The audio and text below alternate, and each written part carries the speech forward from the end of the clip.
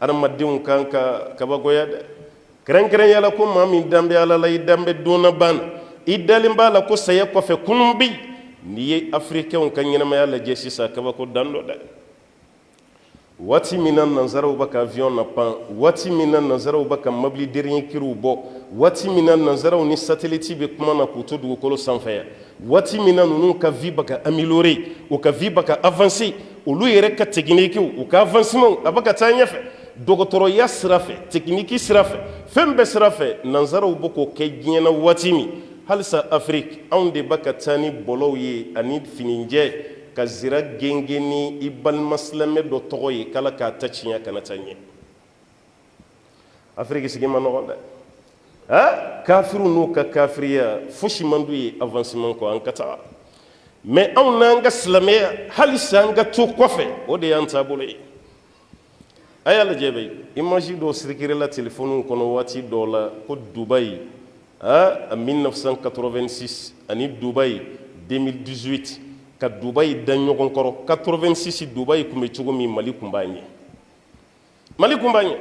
wa anw ka indépendance ka kɔrɔ ni Emirati ta ye an ka indépendance parce que anw y'a ta 1960 mais Dubaï bɛ Emirati min kɔnɔ n'o ye arabu jamana belebele 7 ye k'u fara ɲɔgɔn kan a farala ɲɔgɔn kan 72 dɔw yɛrɛ y'a jira ko 71 ne hakili la e dɔgɔnin jugujugu y'o ye dɛ 72 Emirati duguw ka fara ɲɔgɔn kan a kɛra ten wa dugu dɔw bɛ yen a ti Bamakɔ quartier kelen yɛrɛ bɔ a dugu dɔw bonya raso xayima ninnu n'i taara a dɔw ti Bamakɔ quartier kelen bɔ mais n'i ye dugu ninnu ka avancement lajɛ diɲɛma bɛɛ chinois n'u ka avancement wallahi i bɛ chinois ye Dubaï Burj Khalifa jɔlen dɔ k'a lajɛ fa da bɛ waga ɲin'a ma a ti bɔ a kalama baara de bɛ adamaden avancer n'o tɛ ni ɲɔgɔn ɲɛɲini ni ɲɔgɔn dabali ninnu tɛ abada mais africains yɛrɛ bolo abada f'an ka ɲɔgɔn dabali ka ɲɔgɔn ta ci ka fa wuli ɲɔgɔn na ka ɲɔgɔn ka bitigi datugu ka ɲɔgɔn ka furu sa ka ɲɔgɔn tɔgɔ bɔ yen halisa nin sanga de b'an bolo Afrique ya.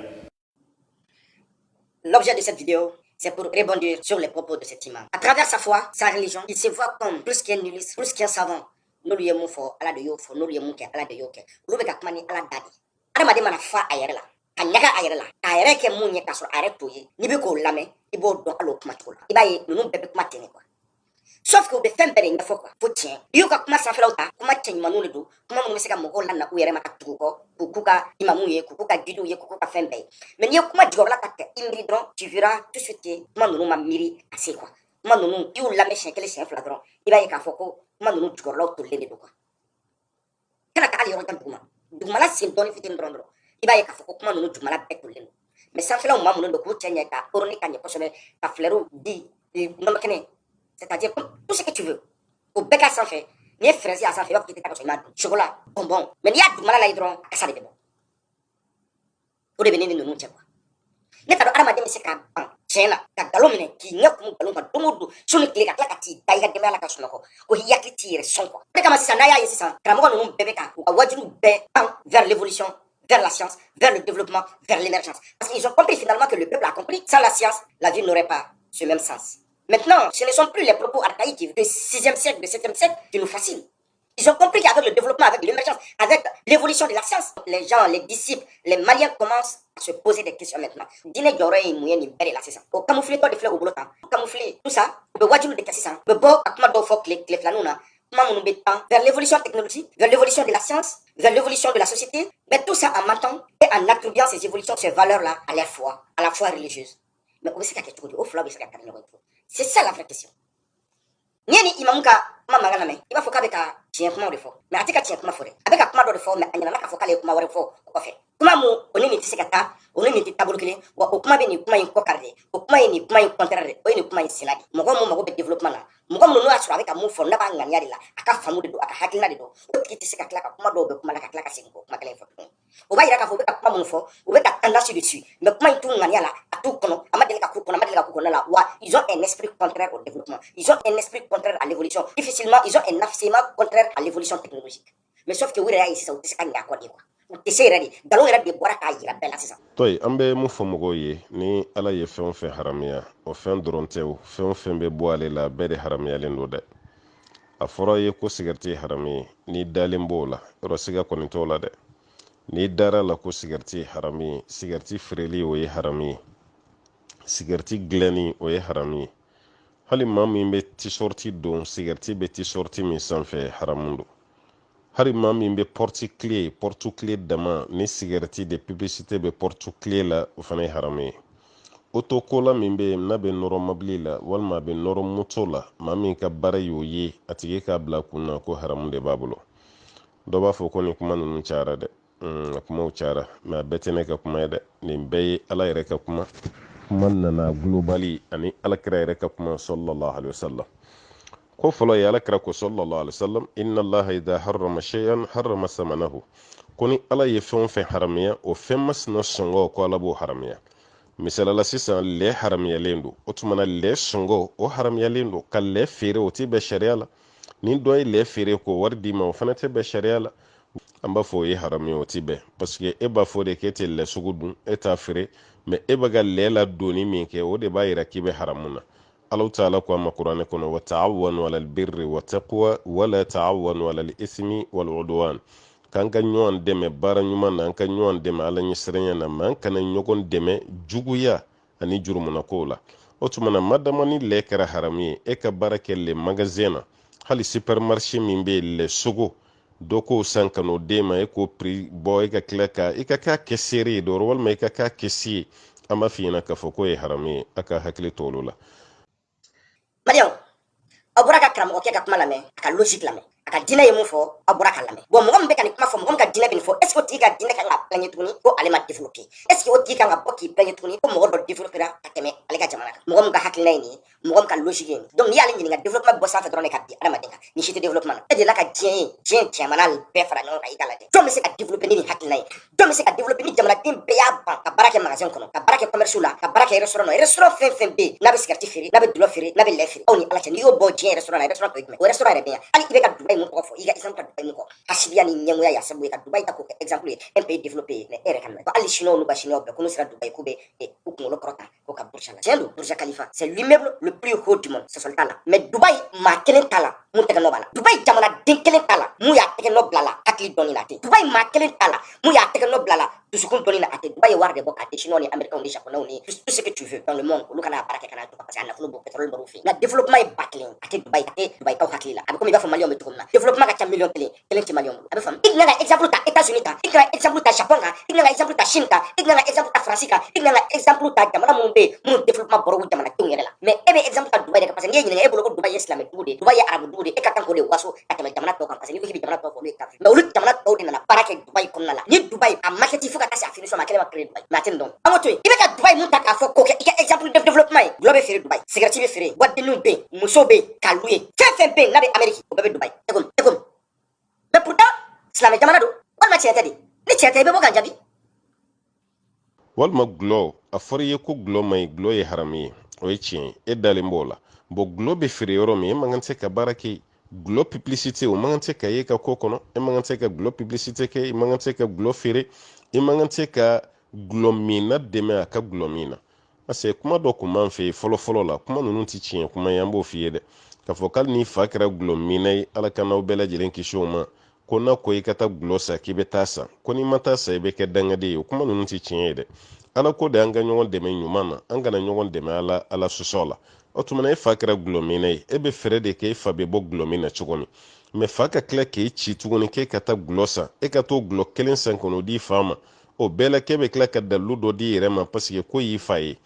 i fa ye t'o dɛmɛ a ka gulɔ min na i t'i fa dɛmɛ a ka sobiye t'a la i fa ka marasi jouer i fa ka damu jouer i bɛ fɛɛrɛ de kɛ fa bɛ se ka bɔ nin na cogo min o de ye baara kɛ cogo ɲuman ye a ko cogo di ko cigarette o interdilen don gulɔ o interdilen don siramugu o interdilen don o kɔrɔ ye silamɛya tɛ jɛni ni si ye ko nin bɛɛ ye haramu ye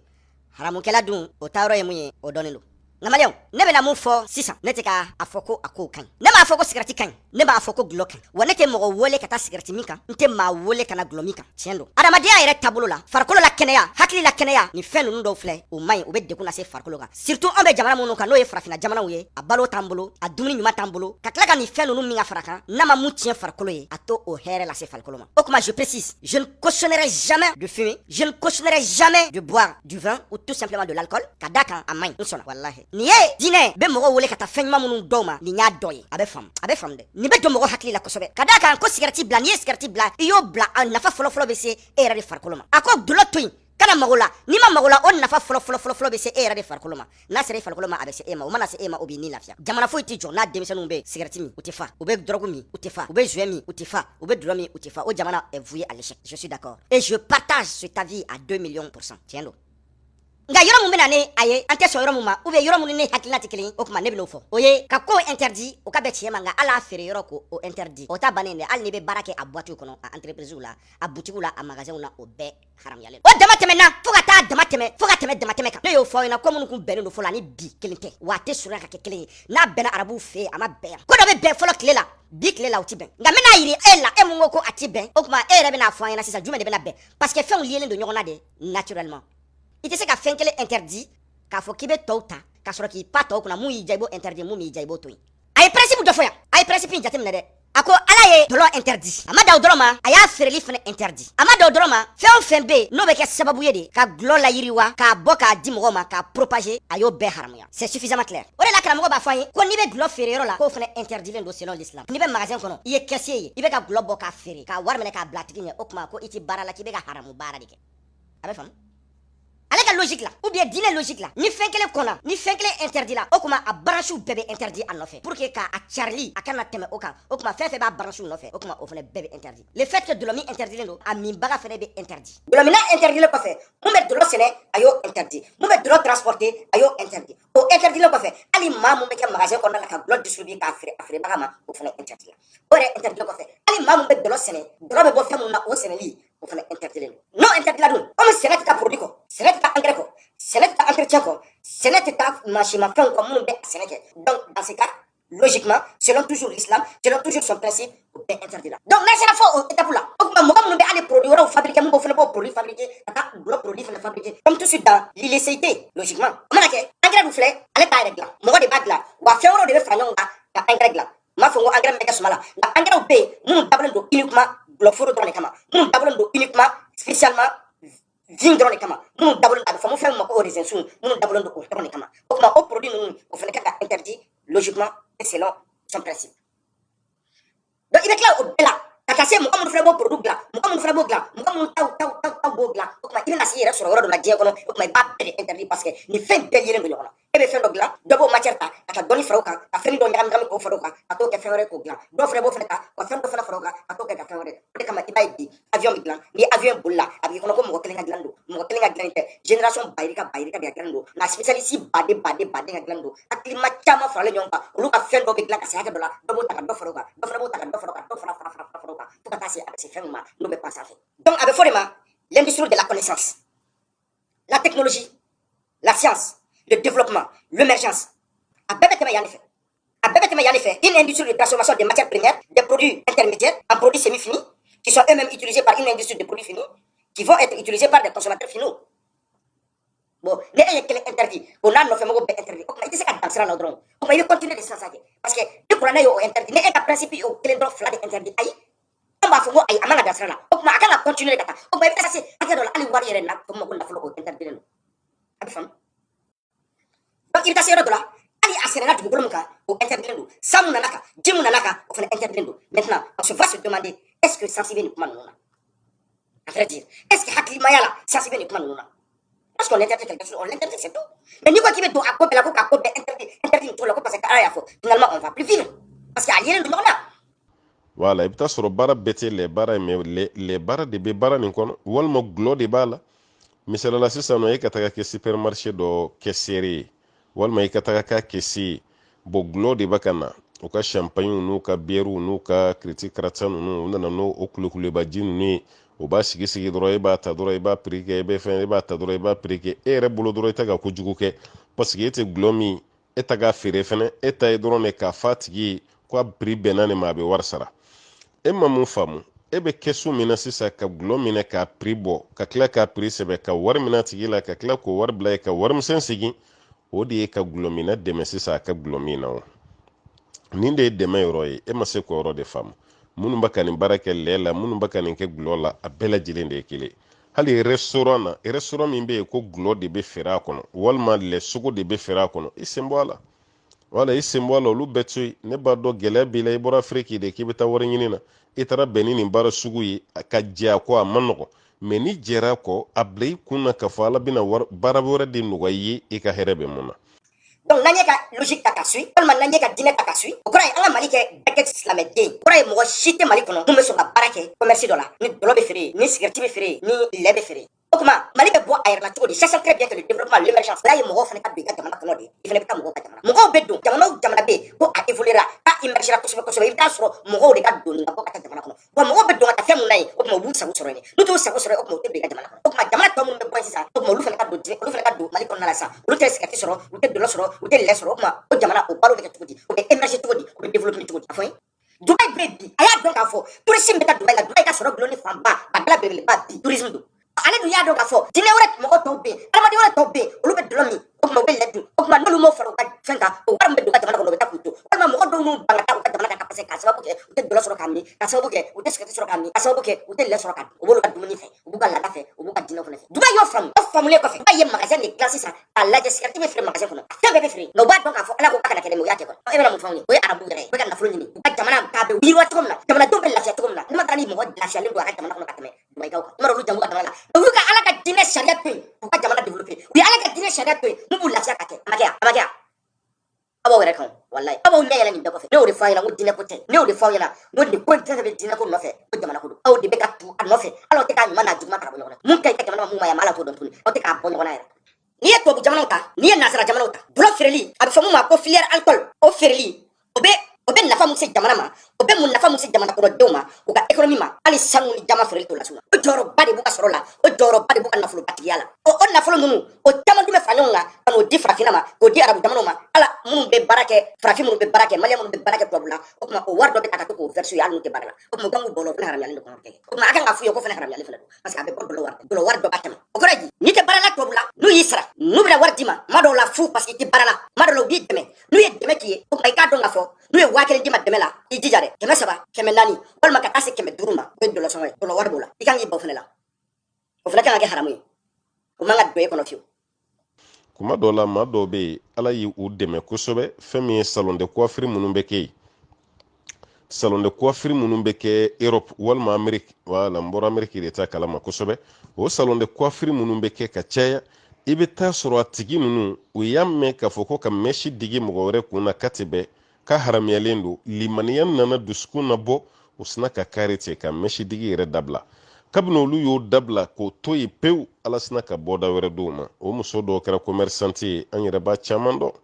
wala an b'a caman dɔn a dɔw yɛrɛ tilara ka ala baara belebeleba wɛrɛ kɛ parce que salon de kun b'a bolo a y'a mɛn ka haramuyalen don a y'a to yen a kariya la a y'i ɲɛsin ala ko de la